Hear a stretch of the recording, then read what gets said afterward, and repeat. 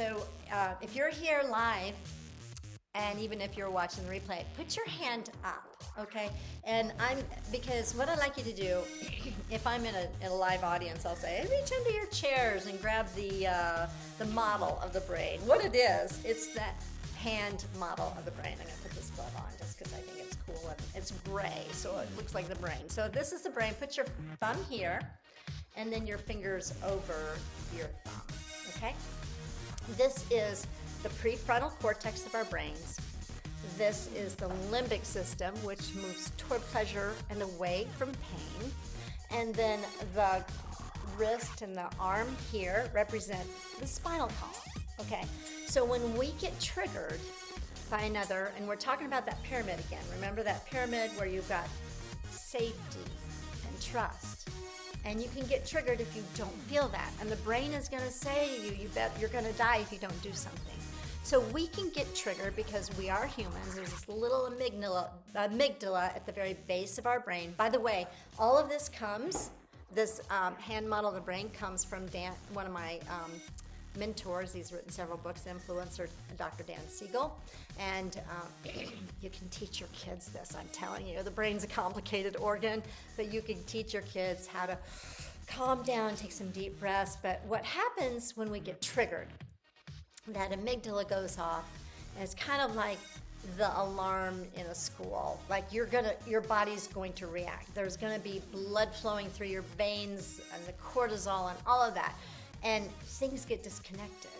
Okay, so when things are connected in the brain, like the neural pathways connect, the base of the brain and all this stuff means that there's some good mental health. When it gets disconnected, you're kind of you lose your top, okay?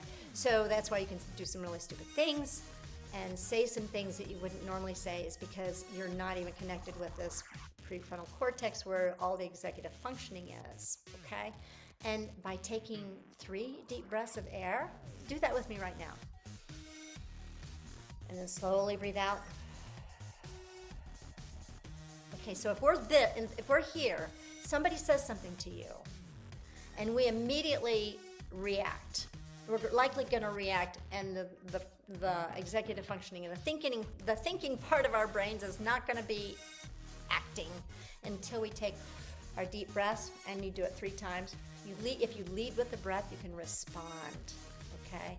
But the 3 deep breaths of air is going to make these things connect, because this part of the brain is the part that goes toward pleasure, that limbic system, toward pleasure, away from pain. This doesn't know the difference between you and other, and it don't know the difference between real danger or safety. Okay, it's just there. It only knows danger and safety. That's what I was trying to say. It only knows danger and safety. I gotta show this to you because I show this. Okay, that's a reptilian part of the brain. Danger, safety, doesn't know the difference between you and other, and does not know the difference between past and present. And that's why it's so important to take deep breaths. All right, you got it? Isn't that cool? All right, that's the limbic system. This is the frontal cortex.